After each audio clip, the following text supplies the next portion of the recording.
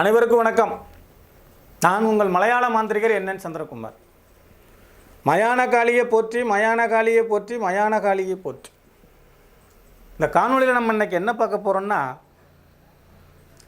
ஒரே ஒரு எலுமிச்சம்பழம் போதும் ஒரு ஆண் பெண் வசியத்தை முடிச்சிடலாம். எப்படி? ஒரு எலுமிச்சம்பழம் இருந்தால் போதுங்க, ஒரு ஆண் பெண் வசியத்தை நம்ம கிளியராக செஞ்சு முடிச்சிடலாம். ஆனால் இதில் சில வேலைப்பாடுகள் இருக்கு. ஆண் செய்யலாமா, பெண் செய்யலாமா? ரெண்டு பேரும் செய்யலாம். எப்போ செய்யலாம்? ஞாயிற்றுக்கிழமை, இல்லை வெள்ளிக்கிழமை, இல்லை செவ்வாய்க்கிழமை. இந்த மாதிரி நாட்களில் இதை நம்ம செய்யணும். என்ன செய்யணும்?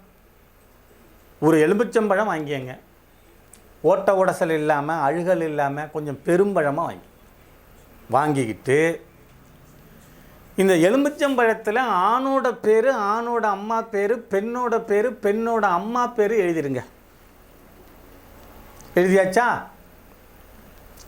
காலையில் எழுதியாச்சு. ஒரு காலையில் 9 மணிக்கு எழுதிட்டீங்க.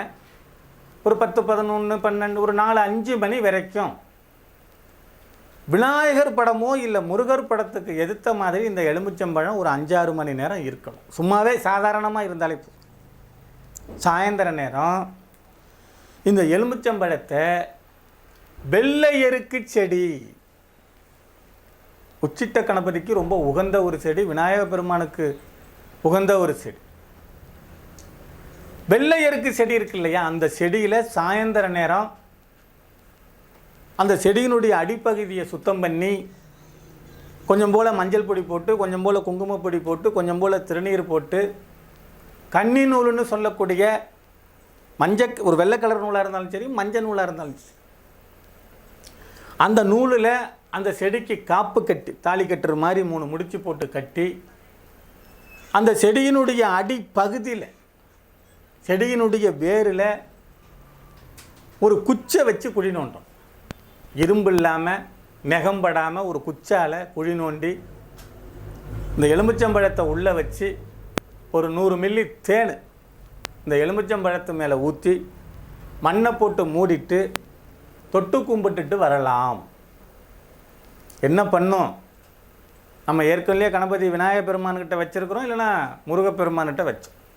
திரும்ப வெள்ளருக்கஞ்செடியை பயன்படுத்தி தான் இந்த வசியத்தை நம்ம செய்கிறோம்.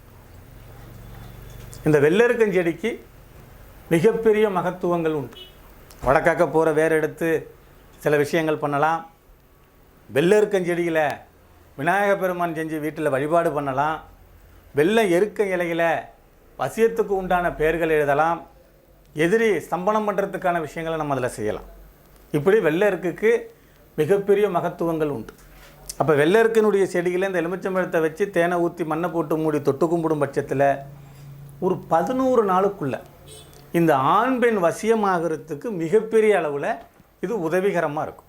இது எல்லாமே ஒரு தாந்திரிக முறை தாங்க. சில பேர் சொல்கிறீங்க, சாமி பயன்படுத்தணும், கொஞ்சம் லேட் ஆகுது, இல்லை நடக்க மாட்டேன் அப்படி. இது ஒரு தாந்திரிக முறை. கர்மாவினைகளை கணக்கிடப்பட்டு தான் அப்புறம் நம்ம வசியத்துக்குள்ளே உள்ளே போகணும். இது பொதுவான பலன். இது எல்லாம் உங்களுக்கு ஒரு 30லிருந்து 40% கை கொடுக்கும். 100% கை கொடுக்குமான்னா அப்புறம் எதுக்கு மாந்திரியர்கள், அலுவலகங்கள், கோயில்கள்? இது ஒரு தாந்திரிக முறை, பயன்படுத்தலாம். இதில் பலிதம் இருக்கிறதுக்கு அதிகமான வாய்ப்புகள் இருக்குது. சரிங்களா?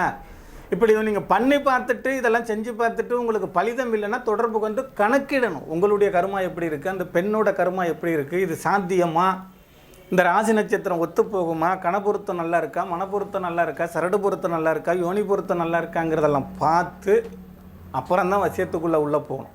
சோவி போட்டு பார்த்து பிரசன்னம் பண்ணி கணக்கிடப்படும். சரியா?